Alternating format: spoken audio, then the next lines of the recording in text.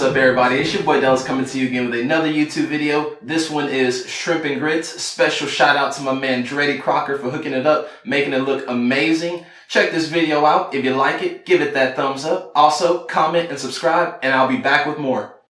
Today, we're making shrimp and grits. The recipe and instructions are in the description. Make sure you season your shrimp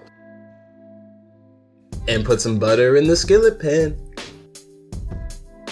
When that bacon fat starts cooking, stir in this lightly with the butter, the Hily Trinity. It's really something. Round 2. Grits, grits, grits, grits. If you've never added milk to your grits, today would be a good day to try it. Succulent.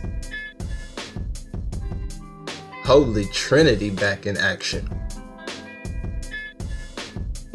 Shrimp looking good, smelling good. Other superstars for this dish include Worcestershire sauce, butter, flour, and milk. Once that texture starts coming in nicely, time to finish these grits so we can eat. What would life be like without cheesy grits? I don't want to find out. That's pretty much it for today. Thanks for watching. Shout out to Dready Crocker one more time for his culinary expertise. And also shout out to you for watching this video.